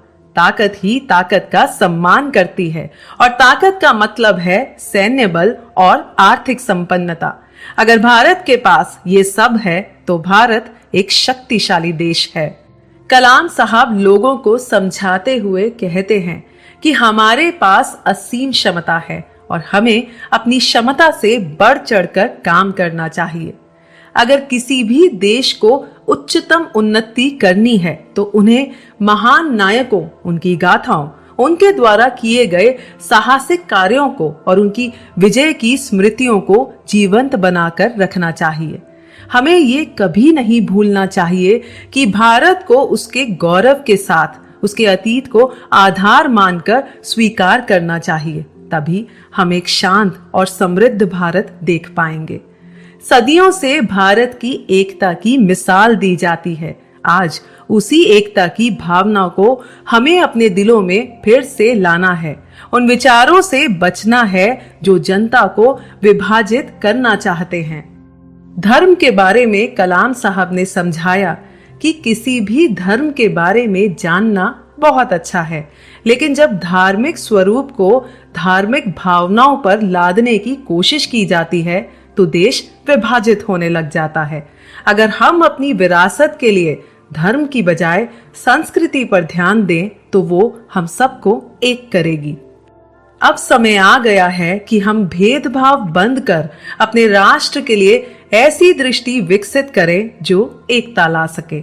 इसी के साथ ये एपिसोड समाप्त होता है और बढ़ते हैं हम अगले एपिसोड की तरफ।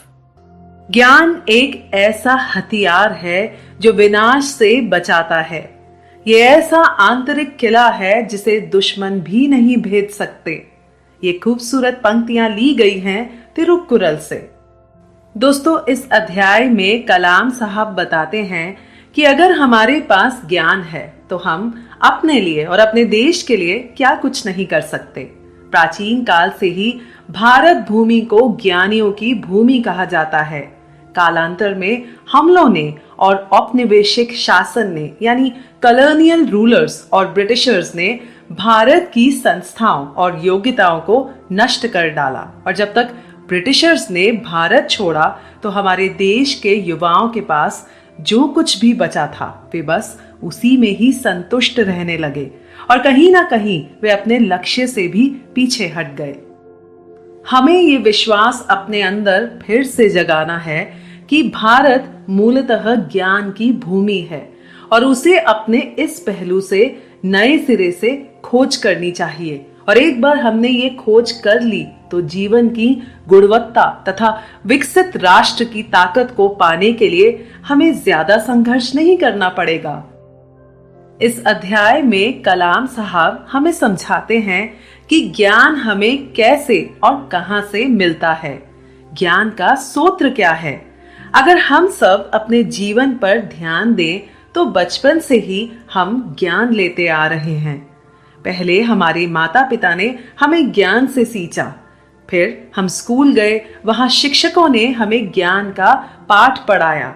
ज्ञान पाने के और कितने सारे जरिए हैं, जैसे पुस्तकालयों से, शोध पत्रों से, गोष्ठियों तथा विभिन्न संगठनों से इत्यादि। हालांकि ज्ञान का शिक्षा से बहुत गहरा नाता है, लेकिन वो सिर्फ शिक्षा तक ही सीमित नहीं रह गया है। ज्ञान कलाकारों, दस्तकारों, हकीमों, वैद्यों तथा संतों और यहाँ तक कि हमारी गृहिणियों से भी प्राप्त किया जा सकता है। क्योंकि जब एक कलाकार या वैद्य या फिर गृहिणी अपनी कला का प्रदर्शन करते हैं तो हमें इनसे कितना कुछ सीखने को मिलता है। हमारे देश के लोगों में और हर राज्य में ज्ञानवान समाज के लिए उसकी अपनी अनूठी और अद्भुत क्षमता मौजूद है। 21वीं शताब्दी में एक नए समाज का उदय हो रहा है, जहां पूंजी और श्रम की बजाय ज्ञान ही प्राथमिक उत्पादन का संसाधन है। पहले से ही मौजूद ज्ञान के इस आधार का कुशल इस्तेमाल हमारे लिए बेहतर स्वास्थ्य, शिक्षा और प्रगति के अन्य संकेतकों के रूप में पूंजी पैदा कर सकता है। कलाम साहब ने ये भी बताया कि ये कैसे पता लगाएं कि कोई देश ज्ञानवान समाज की कसौटी पर खरा उतरा है या नहीं।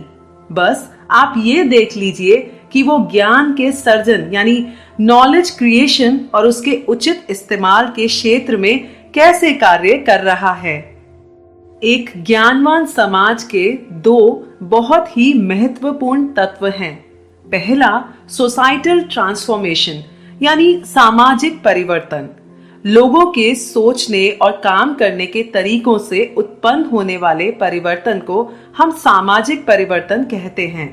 सामाजिक परिवर्तन शिक्षा, स्वास्थ्य, रक्षा और कृषि के क्षेत्र में आते हैं और इन्हीं से ही रोजगार के नए अवसर उत्पन्न होते हैं। उच्च उत्पादकता और ग्रामीण समृद्धि भी होती है। दूसरा पहलू है वेल्थ जनरेशन यानी धन निर्माण के कार्यों को राष्ट्रीय क्षमताओं से जोड़कर देखा जाना चाहिए। प्रमुख क्षेत्र जो ज्ञानवान समाज बनने की दिशा में हमारा मार्गदर्शन करेंगे वो हैं information technology, biotechnology, space technology, weather forecasting, service sector इत्यादि। भारत ने जिस प्रकार इंफॉर्मेशन टेक्नोलॉजी में खास जगह बनाई है उससे ये साफ जाहिर है कि वह जल्द अपने आप को एक ज्ञानवान समाज में बदलने के अवसर का लाभ उठा सकेगा। इस अध्याय में कलाम साहब एक और अहम तत्व पर रोशनी डालते हैं जो भारत के विकास के लिए बहुत जरूरी है, और वो है ग्रामीण क्षेत्र, जहां पर अभी भी इतनी सुविधाएं उपलब्ध नहीं हैं जो कि शहरों में हैं। शहर और गांव के जीवन स्तर में काफी अंतर है। इसी वजह से लोग अपने अपने गांव को छोड़कर शहरों में बसने चले जाते हैं।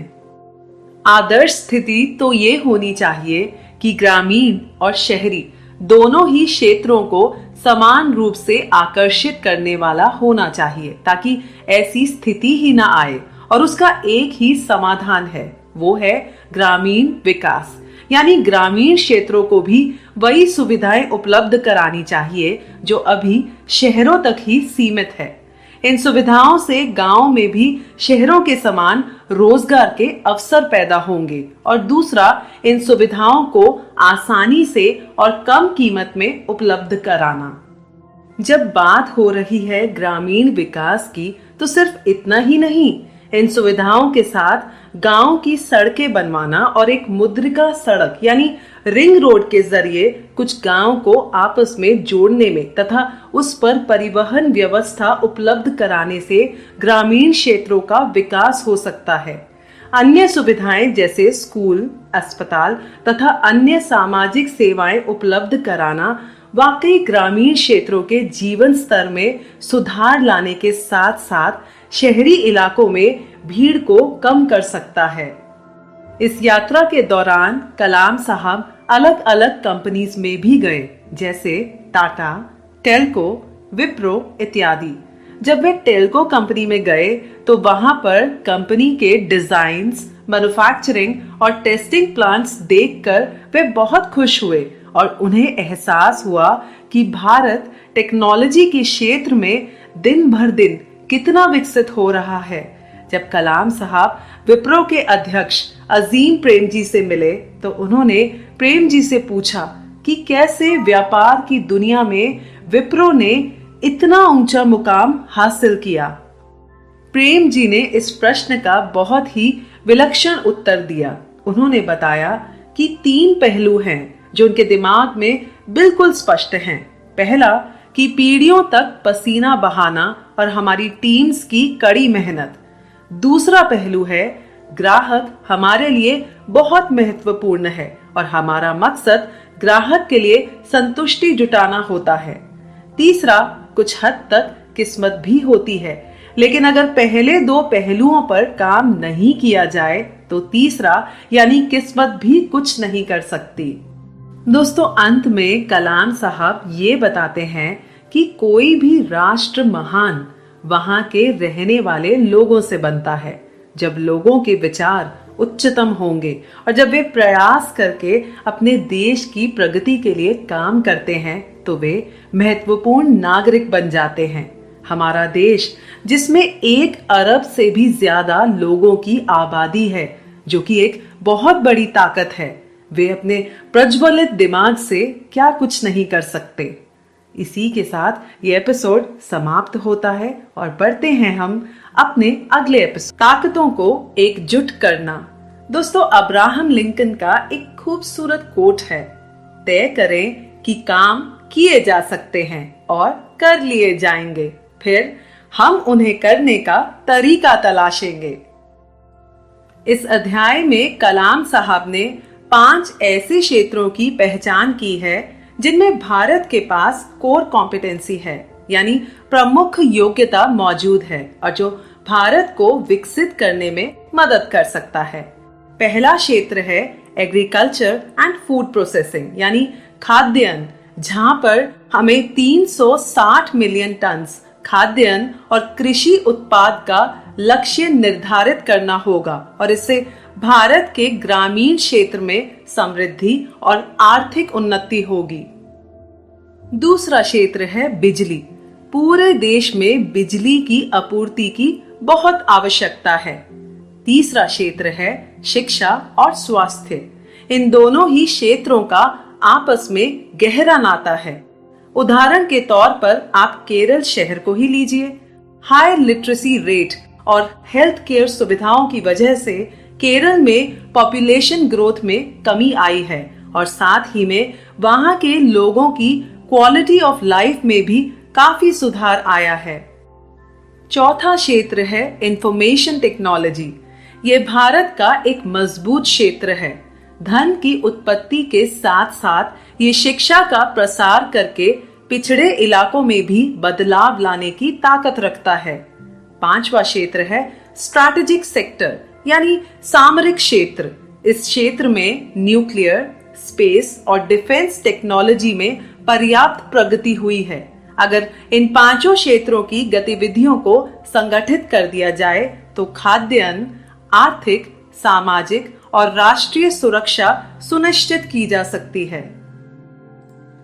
कलाम साहब ने कृषि क्षेत्र और किसानों से जुड़ा हुआ एक बड़ा ही दिलचस्प तथ्य बताया।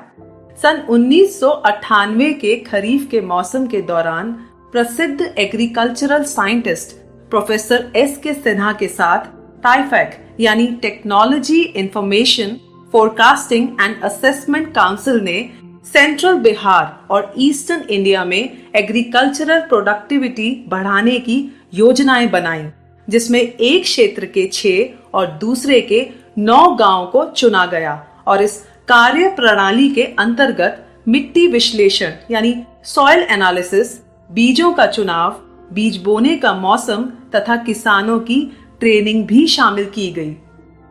वैज्ञानिक तथा किसानों के इस गहन प्रयास ने धान की पैदावार में प्रति हेक्टेयर 2.5 टन से बढ़कर 5 टन प्रति हेक्टेयर हो गई। इतना ही नहीं, कुछ गांव में जहां जहां पर ये प्रणाली लागू है, वहां पर किसानों को नए मुद्दों जैसे तेज फसल कटाई के उपकरणों, मार्केटिंग तथा बैंकिंग प्रणाली में रुचि लेते देखा। एक अन्य प्रयोग रीच यानी relevance and excellence in achieving new heights in education institutions, अर्थात नई ऊंचाइयां प्राप्त करने के लिए शिक्षा को प्रासंगिक तथा श्रेष्ठ बनाना भी इन दिनों जारी है। इस अभियान का उद्देश्य है 80 से 100 ऐसे केंद्र स्थापित करना जिनमें एक समान शैक्षिक कार्यक्रम लागू हो जो एक्सीलेंस के प्रति कमिटेड हो। दोस्तों, भारत में टेक्नोलॉजी इतनी विकसित हो गई है कि वो सिर्फ कृषि क्षेत्र तक ही सीमित नहीं है, बल्कि चिकित्सा क्षेत्र ने भी बहुत बड़ा रोल अदा किया है। इसका उदाहरण देते हुए कलाम साहब ने बताया कि जब वे हैदराबाद के केयर हॉस्पिटल में गए तो वहां पर टेलीमेडिसिन के द्वारा पेशेंट्स को कंसल्ट किया जा रहा था।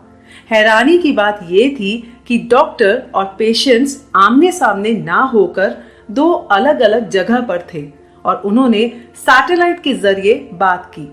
टेलीमेडिसिन से ग्रामीण क्षेत्रों के अस्पतालों और प्राइमरी हेल्थ सेंटर्स को जोड़कर आसानी से चिकित्सा सेवाएं उपलब्ध कराई जा सकती हैं। कलाम साहब ने विकसित देश के लिए एक बहुत ही महत्वपूर्ण तथ्य बताया है कि धन उपजाना और धन की सुरक्षा दरअसल एक ही सिक्के के 2 पहलू हैं। किसी भी राष्ट्र की दौलत वहां के लोगों के खून पसीने और उनकी कड़ी मेहनत का प्रतीक होती है और एक राष्ट्र की स्थायी दौलत और उसके विकास के लिए एक इंटीग्रेटेड अप्रोच यानी संगठित दृष्टिकोण की जरूरत है और ऐसा ही दृष्टिकोण अन्य गतिविधियों के मामले में भी जरूरी है। एक विकसित राष्ट्र के लिए कलाम साहब ने एक अन्य पहलू पर भी रोशनी डाली है और वो है ग्लोबल कॉम्पिटिटिवनेस यानी उद्योगों का अंतरराष्ट्रीय स्तर पर प्रतिस्पर्धी होना और इसके तहत न सिर्फ घरेलू बाजारों की जरूरत को पूरा करना है बल्कि बाहरी बड़ी मार्केट्स को भी अपना लक्ष्य बनाना होगा। इसीलिए जीडीपी में इसका योगदान भी काफी बड़ा है। अगर वर्तमान में देखा जाए तो हमारी शिक्षा प्रणाली में काफी हद तक असमानता है। हम में से बहुत से लोग उच्च शिक्षा पाने की आकांक्षा तो रखते हैं, लेकिन क्वालिटी एजुकेशन देने वाले इंस्टीट्यूशंस बहुत कम हैं, जिसकी वजह से क्वालिटी मैन पावर की डिमांड और सप्लाई में काफी असमानता पैदा हो सकती है और जो नए उभरते क्षेत्रों में साफ दिखाई देती है, जैसे information technology, biotechnology, manufacturing technology इत्यादि।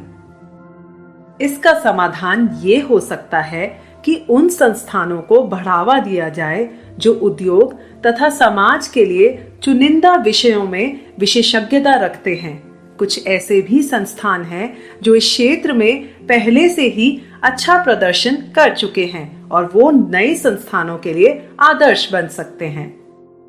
देश की युवा पीढ़ी को कलाम साहब ने संदेश देते हुए बताया कि युवा पीढ़ी को पारदर्शी भारत के निर्माण के लिए ठीक वैसा ही आंदोलन शुरू करना चाहिए जैसा कि हमारे पूर्वजों ने आजादी पाने के लिए किया था। पारदर्शिता देश के विकास के लिए एक महत्वपूर्ण शर्त है। अंत में कलाम साहब बताते हैं कि कार्यक्रमों तथा नीतियों को सफल बनाने के लिए उन्हें मिशन भाव से लागू करना चाहिए। झटपट कभी भी प्रगति नहीं होती और अगर रास्ता ठीक ना हो तो ये दूर भी छिटक सकती है।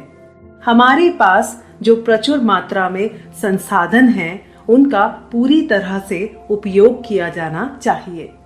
इसी के साथ ये एपिसोड समाप्त होता है और बढ़ते हैं हम अगले एपिसोड की तरफ। नए राज्य का निर्माण।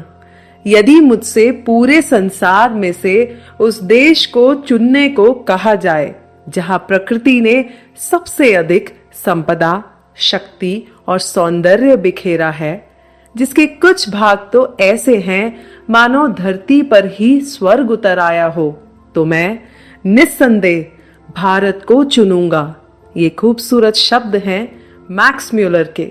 वाकई क्या खूब कहा है भारत देश के बारे में। दोस्तों, कलाम साहब बताते हैं कि 2001 में जब उन्होंने ये पुस्तक लिखनी शुरू की थी, तब उन्होंने इस पुस्तक की शुरुआत झारखंड की यात्रा से की थी। उन्हें इस राज्य का साइंस और टेक्नोलॉजी काउंसिल का सहायक बनाया गया था और इस बार की यात्रा का उनका मकसद था इस क्षेत्र के जड़ी बूटियां, वन उत्पादों तथा अन्य प्राकृतिक संसाधनों वाले इस क्षेत्र के लिए मुख्यमंत्री तथा अन्य संबंधित अधिकारियों के साथ बैठकर विकास कार्यक्रम की रूपरेखा को तैयार करना। कलाम साहब पहले भी रांची से 75 किलोमीटर दूर स्थित पहाड़ी इलाके में शिक्षा और स्वास्थ्य के एक कार्यक्रम में गए थे। वहां पर विकास के सभी अंश मौजूद थे, जैसे उपजाऊ भूमि, लंबे पेड़ और भरपूर वनस्पति। और इससे भी ज्यादा एक बहुत खूबसूरत बात जो ध्यान देने वाली थी, वो ये कि वहां के लोगों की हंसी दिल से निकल रही थी और उनके अंदर मेहनत करने की ऐसी प्रबल इच्छा थी जो खुद में एक प्रेरणा थी। शहरों में आजकल शायद ऐसी हंसी लोगों के चेहरों से विलुप्त हो गई है। दरअसल झारखंड राज्य फूल उत्पादन तथा जड़ी बूटियों पर आधारित उत्पादों के क्षेत्रों में जबरदस्त सफलता हासिल कर सकता है। रांची के बाद कलाम साहब हेलीकॉप्टर से स्टील सिटी बोकारो के लिए रवाना हुए और एक बार फिर से खराब मौसम की वजह से उनका हेलीकॉप्टर दुर्घटनाग्रस्त हो गया। सौभाग्यवश इस बार भी ईश्वर की कृपा से उन्हें कुछ नहीं हुआ, जिसके वे शुक्रगुजार थे। जैसा कि हम सब जानते हैं कि कलाम साहब समय को बहुत मोल देते थे और इस दुर्घटना के बाद बजाय थोड़ा आराम करने के वे सीधा दुर्घटना स्थल से रवाना हो गए और रामकृष्ण विद्यालय के छात्रों को संबोधित करने चले गए। वहां पर बच्चों ने उनका स्वागत किया। कलाम साहब ने उन बच्चों को उनके राज्य का खूबसूरत विवरण दिया। कलाम साहब ने बताया कि इस राज्य पर ईश्वर की जबरदस्त कृपा है। धरती के अंदर अपार खनिज संपदा, उपजाऊ जमीन, स्टील प्लांट क्या नहीं है इस राज्य में। उन्होंने बच्चों से कहा कि ईश्वर की दी गई इस खूबसूरत धरोहर का इस्तेमाल आप सब झारखंड को एक विकसित राज्य बनाने में कर सकते हैं और इसके लिए आप सबको एक साथ मिशन मोड में काम करना होगा। कलाम साहब ने न सिर्फ बच्चों को संबोधित किया बल्कि टाउन हॉल मीटिंग में भी लोगों के प्रश्नों के उत्तर दिए। उसी बैठक में कलाम साहब से एक बड़ा ही दिलचस्प सवाल पूछा गया और प्रश्न था, क्या आप सोचते हैं कि राजनीति में पवित्रता संभव है? इस सवाल का जवाब कलाम साहब के लिए थोड़ा मुश्किल था, लेकिन फिर भी उन्होंने सोचा और फिर खूबसूरती से बड़ा प्रेरणादायक जवाब दिया कि आजादी से पहले एक पूरी पीढ़ी का उदय हुआ था जिन्होंने राजनीति, उद्योग, विज्ञान, कला आदि में अपनी योग्यता दिखाई थी, जैसे Mahatma Gandhi, CV Raman, JRD Tata, doctor S Radhakrishnan. खैर, ये एक लंबी सूची है। उस समाज के हर क्षेत्र में एक श्रेष्ठता दिखाई पड़ती थी, क्योंकि उस समय उन हालातों में भारत ने श्रेष्ठ बनने का सपना देखा था और भारत ने वो सपना पूरा भी किया। कलाम साहब का ये मानना है कि आज अगर देश फिर से दूसरा सपना देखे तो राजनीति समेत सभी क्षेत्रों में हमारी महत्वाकांक्षाओं के अनुरूप नेता भी फिर सामने आएंगे।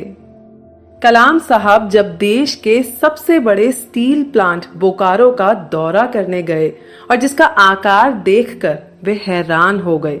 वहां सैकड़ों आदमी अपना पसीना बहा रहे थे और संगठित तरीके से काम कर रहे थे। वहां पिघलता इस्पात ऐसे बह रहा था मानो आग का दरिया हो, लेकिन इसके आसपास अन्य औद्योगिक इकाइयां नहीं थीं जो यहां तैयार स्टील से विभिन्न उत्पाद तैयार करती। कलाम साहब को बताया गया कि इंडस्ट्रियल एस्टेट्स स्टेट परव्यू के अंडर आता है, यानी औद्योगिक क्षेत्रों का गठन राज्यों के अधिकार क्षेत्र में आता है। ये सुनकर कलाम साहब को लगा कि हमारे शासन की ऐसी सोच क्यों है।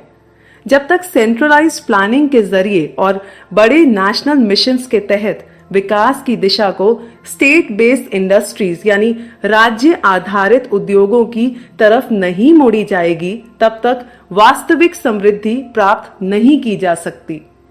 झारखंड से वापस आते हुए वे सोचने लगे कि इस राज्य की मदद किस प्रकार की जाए।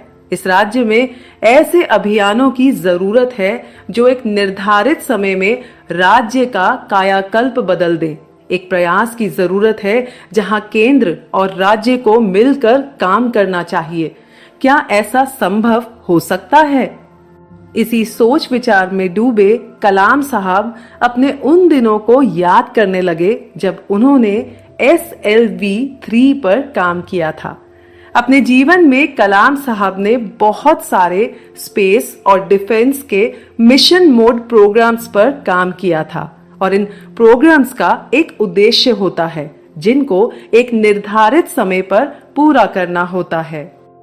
कलाम साहब का ये मानना था कि विभिन्न भागीदार जैसे सरकारी विभाग, उद्योग और अनुसंधान संस्थानों के बीच गहन भागीदारी से कम कीमत पर तेज रफ्तार से विकास किया जा सकता है और यही सच दूसरे प्रोजेक्ट्स और स्कीम्स पर भी लागू होता है। लेकिन हम आगे क्यों नहीं बढ़ पा रहे हैं? क्या हम जोखिम भरे मार्ग पर चलने से डरते हैं या फिर मिशन मोड प्रोग्राम्स की जिम्मेदारी लेने से डरते हैं? कलाम साहब ने बताया कि एक मिशन को पूरा करने के लिए खुद अपनी ही स्थिति को जोखिम में डालकर शुरुआत करें। जब भी जीवन में चुनौतियां आती हैं तो अपने साथ वे नए अवसर भी लाती हैं। यही चुनौतियां हमें आगे बढ़ने की हिम्मत देती हैं। हमारे दिमाग में नए नए विचार उत्पन्न होते हैं और हमारे काम करने की क्षमता भी बढ़ती है। कलाम साहब ने आगे बताया, या तो आप सफल होंगे या फिर असफल। अगर असफल होते हैं तो भी हमारे पास वो अनुभव हमेशा रहेगा जो भविष्य में हमारा मार्गदर्शन करता रहेगा। उससे भी ज्यादा एक अहम बात है कि अपनी तमाम उम्मीदों और अपेक्षाओं के साथ हमें अपने अंदर सफलता के विचार पैदा करने चाहिए और सफलता हमारे कदम जरूर चूमेगी। इसी के साथ ये एपिसोड समाप्त होता है और बढ़ते हैं हम अगले एपिसोड की तरफ। देशवासियों के लिए संदेश। जहां मस्तिष्क आशंकाओं से परे है और सर है ऊंचा, जहां ज्ञान मुक्त है, जहां विश्व नहीं है खंडित, मेरे पिता ऐसे मेरे देश को जागृत करो। ये खूबसूरत शब्द हैं रविंद्रनाथ टैगोर के। इस अध्याय में कलाम साहब ने कल्पना की ताकत का जिक्र किया है, यानी पावर ऑफ इमेजिनेशन। ये ताकत हर प्रकार की रचनात्मक प्रक्रिया का मूल तत्व है और जीवन का तत्व भी यही है। इस ताकत से हम क्या कुछ नहीं कर सकते। हर इंसान के पास कल्पना की ताकत होती है जिससे वह सुंदर कल्पना करके अपने जीवन में आगे बढ़ सकता है। यही वो ताकत है जो विजेता और पराजित के बीच का अंतर है। कलाम साहब बताते हैं कि वे आने वाले 20 वर्षों में एक ऐसे भारत का सपना देखते हैं जो साक्षर हो और जो गरीबी के चंगुल से आजाद हो। ऐसा भारत जिसके शासन तंत्र पर श्रेष्ठ नेता विराजमान हो। लेकिन इस सपने को साकार कैसे बनाया जाए? दोस्तों, हम सब ने एक शब्द विजन के बारे में जरूर सुना होगा। विजन यानी भविष्य को देखने की क्षमता। आप अपने भविष्य को कैसे देखना चाहते हैं? जाहिर सी बात है, हम सभी एक खूबसूरत और खुशहाल भविष्य देखना चाहते हैं। लेकिन उस आने वाले भविष्य के लिए आपने कौन सी योजना बनाई है? और अगर बनाई है तो वहां तक पहुंचने के लिए आपको कितने साल लगेंगे? क्या आपने कभी सोचा है? अगर किसी ने अपने लिए कोई विजन ही नहीं देखा है तो निश्चित ही वो व्यक्ति अपनी जिंदगी में कुछ बड़ा हासिल नहीं कर सकता। एक अच्छे लीडर की सबसे पहली खूबी यही है कि वे अपने और पूरी संस्था के लिए एक खूबसूरत विजन देखता है। कलाम साहब भी एक ऐसे ही महान लीडर थे जो एक खूबसूरत विजन देखने में विश्वास रखते थे। उन्होंने बड़ी खूबसूरती से समझाया कि विजन एक ऐसी शक्ति है जो खुद हमारे अंदर से उत्पन्न होती है। यही वो शक्ति है जो हमें श्रेष्ठता की तरफ ले जाती है। उनके जीवन में कई बार चुनौतियां आई, लेकिन इस एक शक्ति ने उन्हें बहुत प्रभावित किया है। इसी शक्ति की वजह से महान लोगों ने प्रेरित होकर ये साबित किया है कि भारत क्या कुछ नहीं कर सकता। क्या आज हम ऐसे कार्यों को जारी रखने की स्थिति में हैं? और क्या हम उसी इच्छा शक्ति को दोबारा उत्पन्न कर सकते हैं? क्या हम कभी भारत में डिजाइन करी हुई और बनाई गई गाड़ियां फ्रैंकफर्ट या फिर सियोल की सड़कों पर दौड़ती हुई देख पाएंगे? और क्या हम भारत को अमेरिका, जापान तथा चीन के लिए बिजली घरों का निर्माण करते देख पाएंगे? कलाम साहब आगे कहते हैं, लेकिन यहां तक पहुंचने के लिए हमें अपने लक्ष्य भी बहुत बड़े रखने होंगे। कलाम साहब ने इंडियन मार्केट की स्थिति को समझाते हुए कहा कि हम आज सॉफ्टवेयर के क्षेत्र में तो प्रगति कर रहे हैं, लेकिन हार्डवेयर इंपोर्ट हो रहा है। क्या इस क्षेत्र में हम आगे बढ़ सकते हैं? ऐसे कई क्षेत्र हैं जिनमें अभी हमें और आगे बढ़ना है। हमारे पास मानव शक्ति है और उच्च योग्यता है। क्या नहीं है हमारे पास? फिर भी हम पीछे क्यों हैं?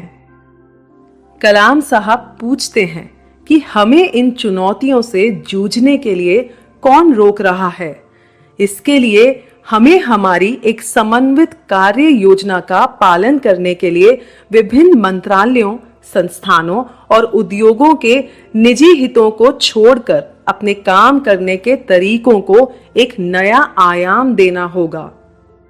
कलाम साहब ने यह भी बताया कि आज कुछ राज्य दूसरे राज्यों से ज्यादा विकसित हैं, जैसे बेंगलोर, चेन्नई, मुंबई, दिल्ली और हैदराबाद। ये सभी राज्य व्यापारिक गतिविधियों का गढ़ बन चुके हैं। इंफॉर्मेशन टेक्नोलॉजी के क्षेत्र में हमें काफी सफलता मिली है और इसमें पूंजी निवेश भी हुआ है, लेकिन अगर कुल मिलाकर देखें तो इतनी प्रगति काफी नहीं है। अगर हम बात करें त्रिपुरा, असम जैसे नॉर्थ ईस्टर्न स्टेट्स की और झारखंड की, तो अपनी यात्रा के दौरान कलाम साहब ने पाया कि इन राज्यों के पास असीम क्षमता है, लेकिन इनका इस्तेमाल नहीं किया जा रहा।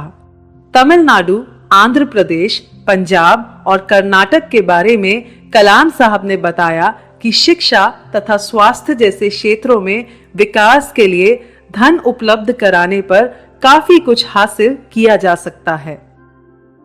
कलाम साहब हम सबको अपील करते हुए कहते हैं कि intellectual forums, political platforms, academic institutions, इन सब में तो डिबेट्स और डिस्कशंस ही होती हैं। हमने आपस में भी बहुत तर्क कर लिया है, हाइपोथेसिस और थियरीज भी लिख डाली हैं, लेकिन फिर भी हमारी प्रगति नहीं हुई। वे चाहते हैं कि अब हम सब जिम्मेदारी लें और आज हम जिन परिस्थितियों में हैं, हम उसके लिए दूसरों को दोषी ना ठहराएं और ऐसे में हम उन फायदों का आनंद ले सकते हैं जो सबके प्रयास करने पर प्राप्त होते हैं। कलाम साहब ने इस किताब के जरिए हम सबको ये समझाने की कोशिश की है कि हम सबके भीतर एक उच्च धरातल है जिसके प्रति हमें जागरूक होना है और स्वयं को एक विकसित राष्ट्र के नागरिक के रूप में देखना है। भारत की आजादी के लिए दशकों तक संघर्ष किया गया था और हमें हर हाल में इसकी रक्षा करनी। हमारे देश की सुरक्षा तथा समृद्धि हमारे लिए सबसे अहम है। साइंस एंड टेक्नोलॉजी के क्षेत्र में हुई प्रगति को ग्रामीण जीवन को बदलने के लिए व्यापक स्तर पर इस्तेमाल में लाया जाए। कलाम साहब ने यह भी बताया कि आईटी समुदाय ने अपने बुद्धि कौशल के बल पर भारत को दुनिया में ऊंचा स्थान दिलाया है और इसी आईटी क्षेत्र को इस्तेमाल कर राष्ट्र को ज्ञानवान समाज के रूप में बदलना चाहिए। इतना ही नहीं, कृषि क्षेत्र में भी बदलाव लाने का समय आ गया है, जैसे कृषि उत्पादों की गुणवत्ता में सुधार कर अंतर्राष्ट्रीय बाजार में उतरना और बराबरी करना। इसके लिए हमें नए कार्यालय तैयार करने की जरूरत है जिससे किसानों को और भी मदद मिलेगी। अगर हम एक विकसित देश बनना चाहते हैं तो हमें अपनी सोच बदलनी होगी और अपने अंदर के डर को निकालना होगा। हमें अपने अंदर एक नया आत्मविश्वास जगाना होगा और हमें अपने देश के लिए कुछ करने के लिए हमेशा तत्पर रहना होगा। हमें अपने देश को दुनिया के सबसे शक्तिशाली देशों में से एक बनाना होगा। हमें अपने देश को एक ऐसा देश बनाना होगा जहां हर कोई खुश और समृद्ध हो। हमें अपने देश को एक ऐसा देश बनाना होगा जहां हर कोई सुरक्षित और सम्मानित महसूस करे। हमें अपने देश को एक ऐसा देश बनाना होगा जहां हर कोई अपने सपनों को पूरा कर सके। हमें अपने देश को एक ऐसा देश बनाना होगा जहां हर कोई एक बेहतर भविष्य का निर्माण कर सके। कलाम साहब कहते हैं कि हमें अपने देश के लिए एक ऐसा विजन बनाना होगा जो हमें एक साथ ला सके। हमें अपने देश के लिए एक ऐसा विजन बनाना होगा जो हमें प्रेरित कर सके। हमें अपने देश के लिए एक ऐसा विजन बनाना होगा जो हमें एकजुट कर सके। हमें अपने देश के लिए एक ऐसा विजन बनाना होगा जो हमें एक बेहतर भविष्य की ओर ले जा सके। हमें अपने देश के लिए एक ऐसा विजन बनाना होगा जो हमें एक महान राष्ट्र बना सके। कलाम साहब ने इस किताब के माध्यम से हम सबको ये संदेश दिया है कि हम सब मिलकर अपने देश को एक महान राष्ट्र बना सकते हैं।